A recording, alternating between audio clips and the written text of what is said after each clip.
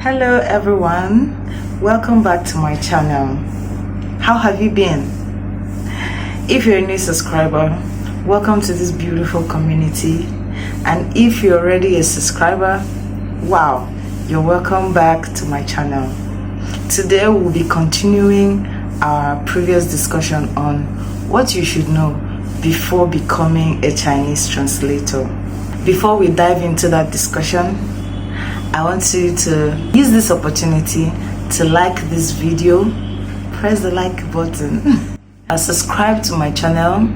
You can also turn on the notification bell so that you get notified when I upload a new video. Also leave your comments. I'm always waiting to read your comments. Now let's dive into today's discussion.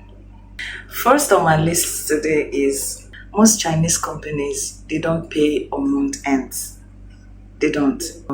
Here in Nigeria, our Nigerian companies mostly pay at month ends. But Chinese companies, their pattern of payment is not like that.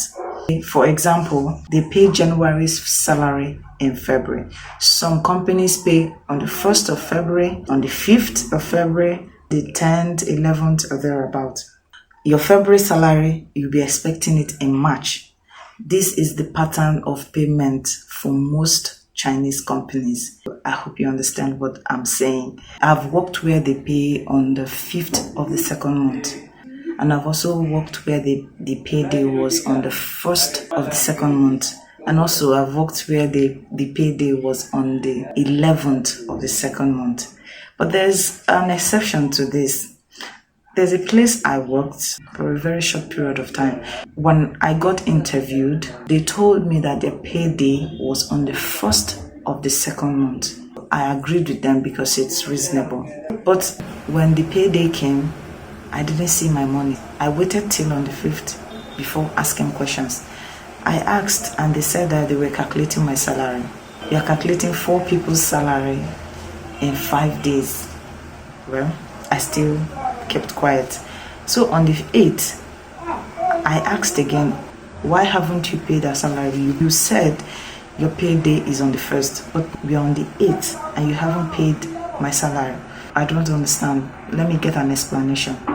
Then it was then and there they told me the payment date will be on the 20th. Crazy, right?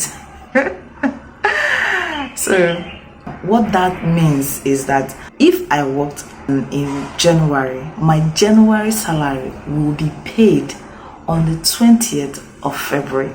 I have to work for almost 2 months to get a 1 month salary. I told them, please, I can't work with such a condition. Then they said, that's all we can do. You just have to. I told them, I can't. Please, I am resigning. You can pay me for the one that I worked. And what pissed me off was that they lied initially because they know it's too absurd to move your payment date to 20th. Who does that? If they had told me 5th, I can, it's reasonable. I already know Chinese don't pay at month end. I can accept. But 20th is too much. Another thing you have to know is whatever condition you accept when you start working, it's likely that will be the condition you'll work with as long as you work with that company. Let me give you an instance. If you start working at a particular Chinese company and let's say everybody takes a bus to work, maybe where they live is a little bit far from where the work station is, and you have to transport yourself from the accommodation to the workstation, and everybody takes a bus or a taxi which the company pays for. And when you came, they told you no, you have to walk to work. Everybody takes a bus, but they ask you to walk to work. Now, if you ever accept that condition, it's most likely you are going to continue working to work as long as you work in that company. There are other instances. For example, if I had accepted to be paid on the 20th of the second month, that would be the condition I'll be working with. if I should ever complain maybe on the third month that I don't feel comfortable taking my salary, that is called story for the gods in Nigerian language. Yes, because it's just like whatever standard, whatever condition you have to work with, you have to lay it in the beginning. If you don't lay your standard at the beginning, whatever standard that was laid, you continue with it. It's just as simple as that. So whatever you accept in the beginning, that's what you accept continually. I don't know if I make sense. That's what you continue working with. So whatever you don't feel comfortable with, make it known in the beginning, because if you work with that condition, you will continue working with that condition. That's the way it is. Another thing on my list is some companies might require you to take a health test before you start work, or just a few weeks after you start work, to determine if you have any communicable disease. You understand? Please remember that the company takes full responsibility of the cost of the health fee, because they are the one requesting for it. My first job, I was asked to take a health test, and then when the result is out, the company knows your health status. Likewise, when I worked in Abuja in 2023, my company asked me to go to run a health test. And when I'm still with the results, some companies don't give you the results, while some will do. They just want to know your health status. So if they ever ask you to run a health test, it's normal. Just know that the cost of the health test will be paid by the company. Another thing is, sometimes the terms you agreed upon on the day of your interview or before you start working might not be the terms you'll be working with when you start working. Let me explain. Sometimes when on the day of your interview, you might be told work starts by 8 and then by 5 p.m. you go home with 2 hours break in the afternoon. And then when you start work, few weeks into the work, some months into the work, you'll be asked to start resuming work by 7 o'clock and then close work by 6 o'clock. Or sometimes your break time will be adjusted from 2 hours to 1 hour. That was not your initial agreement. Almost every translator have experienced this. They change the conditions along the way. If they had wanted you to start working, for example, to start working by 7 o'clock, they should have informed you before you started working. Sometimes they add additional duties to you, just like I mentioned in my last video. But that was not what they discussed with you.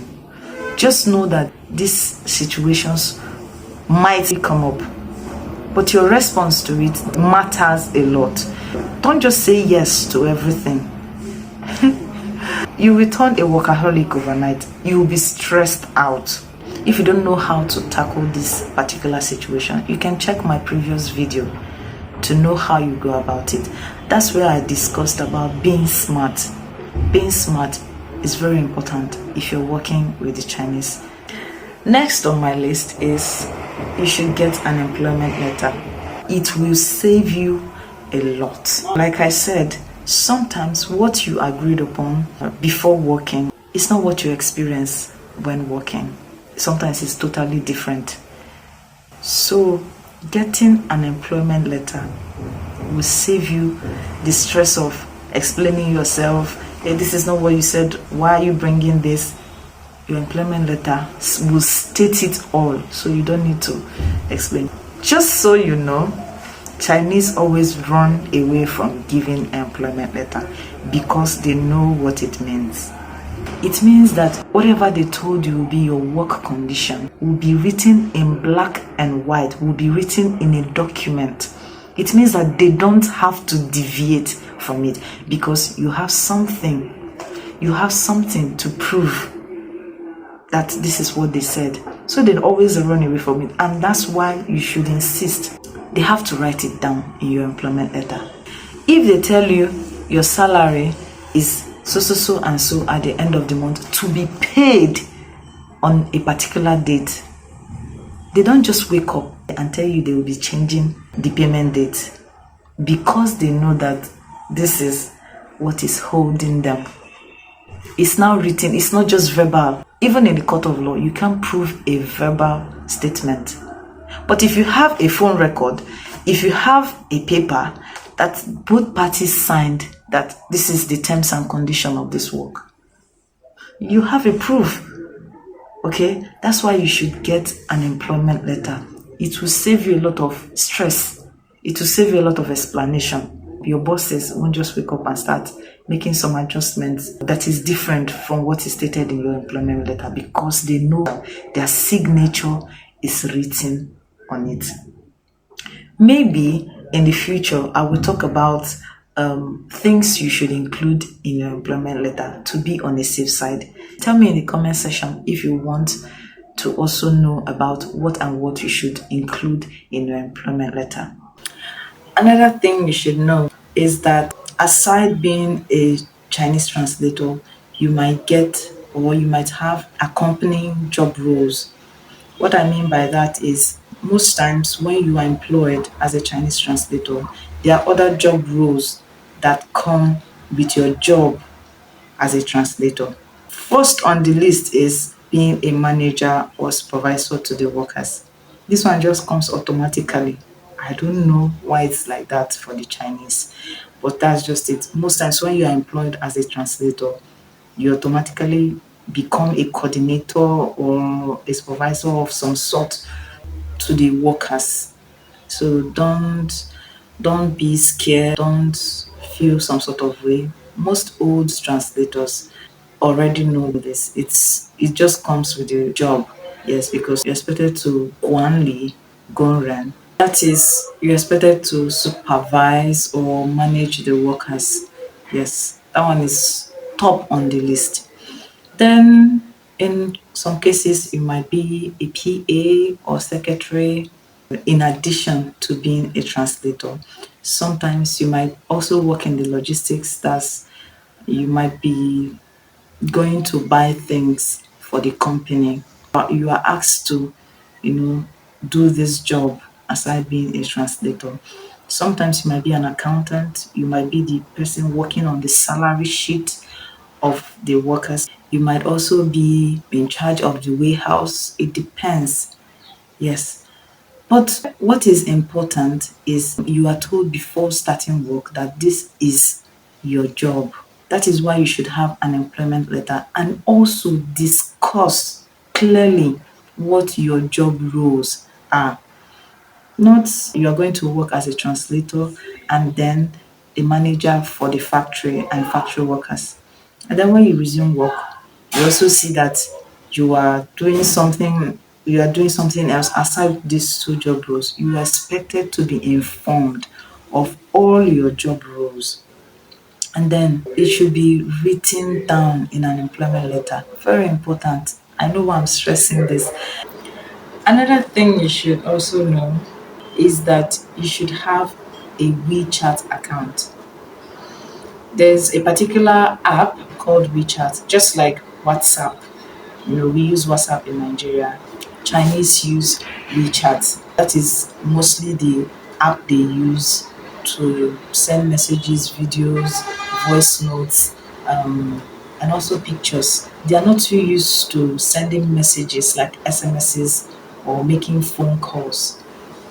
That application, WeChat, that is what they normally use to make their calls, to send their videos, send messages, send voice notes. That's what they normally use for communication. So before you start out as a Chinese translator, please do well to have a WeChat account because that's what you use to communicate with your Chinese bosses. That will be all for now. Thank you for listening to me. Hope you learned something today.